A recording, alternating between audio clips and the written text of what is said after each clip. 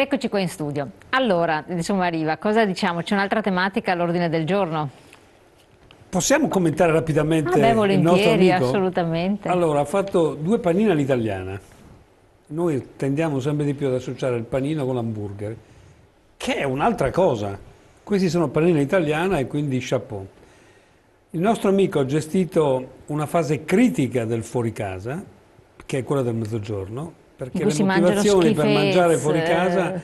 sono spesso la fretta, il concomitante lavoro e poi sono 12 milioni di italiani che ogni giorno pranzano fuori casa, un po' in mensa, un po' in bar, pochi al ristorante, dico bene? Ecco. Sempre meno, dicono loro. Sono più numerosi di quelli che pranzano la sera. Questo noi ce lo dimentichiamo. Ci sono 14 milioni di italiani che hanno fatto da un'indagine almeno una cena fuori casa in settimana, ma in una giornata solo 12 milioni mangiano fuori casa. Mangiano fuori casa mettendo a rischio la loro salute perché mangiare in fretta, per quanto mangi bene, è sempre a rischio. E allora mangiare in piedi, frettolosamente, poi alla fine ti riconduci a mangiare il tramezzino, che va benissimo, il tramezzino ben fatto, è un prodotto eccezionale. Però sicuramente è la fase più critica del mangiare fuori casa nel nostro paese e quindi va guardata con un po' di attenzione. Lui è stato bravo a fare meno promotore di territorio, questo è un appunto che mi permetto di Eh farlo, no, perché ha e parlato più della promotore degli zucca. ingredienti, perché in Sì, effetti è pensato alla salute di chi mangia sì. a pranzo fuori Lui casa. in qualche modo ha promosso il territorio attraverso i prodotti del Sì, vabbè, territorio. Ha fatto d'accordo, esatto uno però, strumento diverso. ha un problema critico perché fare da mangiare a pranzo, voi siete ristoratori, lo sapete, è un altro mondo, insomma, ci sono altre esigenze, è Ecco, però difficile sentiamo trovare. effettivamente che problemi ci sono per voi, uno e due, così. Io parlo nel mio caso, il riuscire a garantire un prodotto più che fresco e con prodotti di stagione, avendo una parterre di clienti che possono essere di bancari piuttosto che di dipendenti comunali o qualche professionista. E anche l'orario è molto ridotto Eh, perché In poco prima delle 2 tempo, meno un assolutamente. quarto non arriva nessuno e poi ti arrivano 40 persone magari tutti assieme e quindi vogliono stressa mangiare la una struttura. pasta espressa, fatta bene e ci vuole il suo tempo, con un po' di collaborazione si riesce a fare tutto.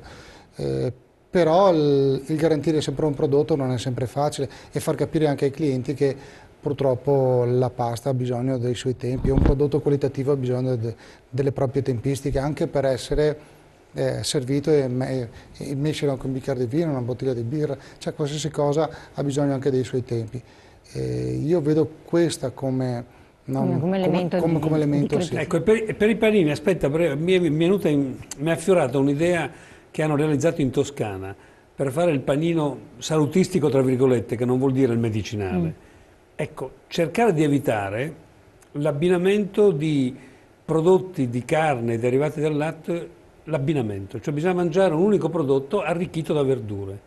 Non so, mangi un hamburger in un panino, lo riempi di verdure, se ci metti hamburger e formaggio stai Basta. fritto. Ecco, Quello Magari questo deve quello- essere un accorgimento che il magari può consumatore deve usare. avere.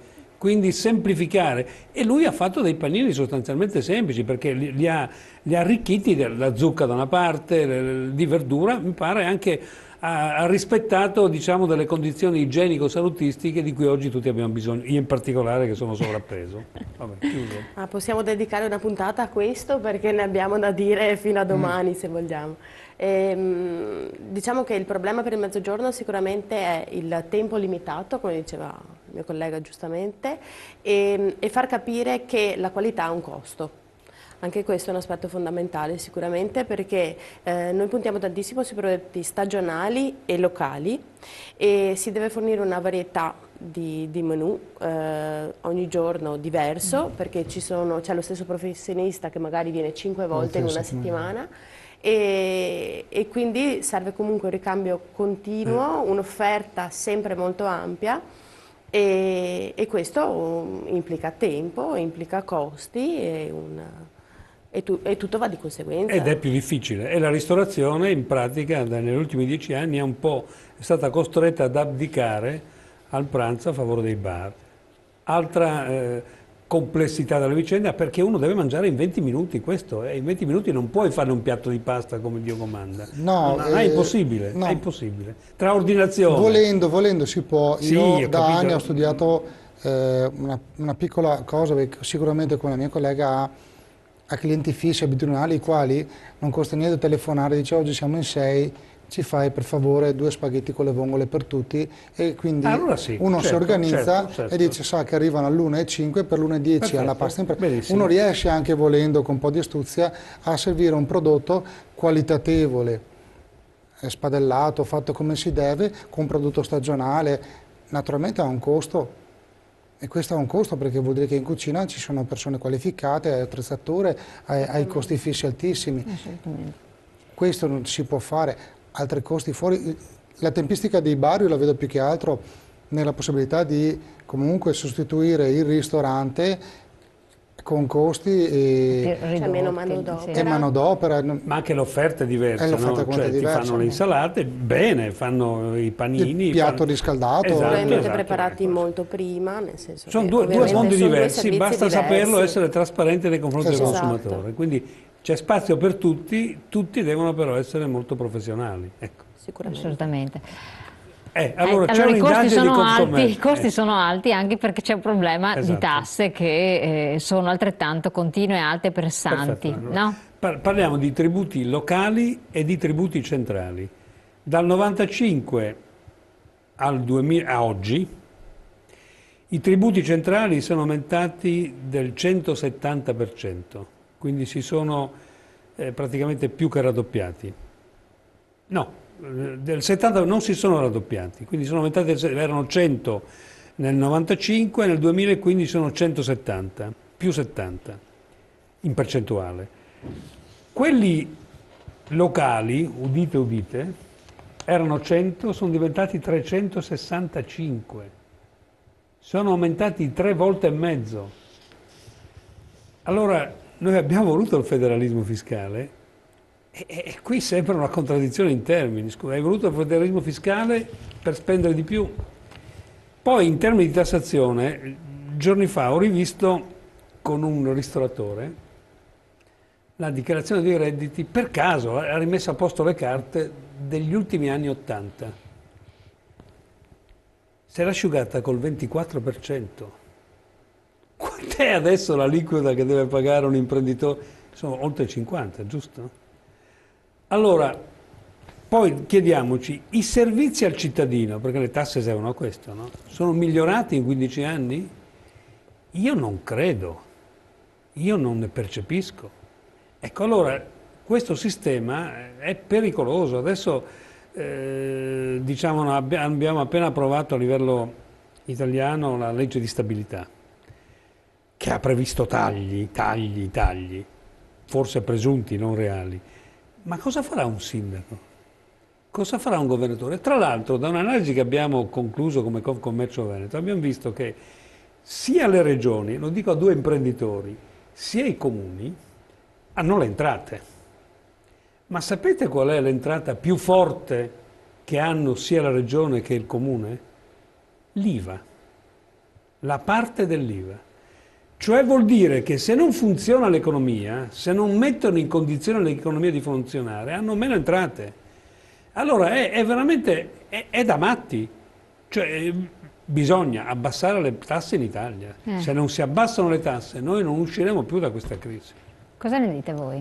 Sicuramente sono d'accordo. Qual è diciamo, l'aspetto della tassazione che più vi pesa, vi risulta difficile da Il problema delle tasse è anche che oltre a far fatica ad arrivare a pagarle, di conseguenza si ripercuote tutto, perché è tutto un circolo, no?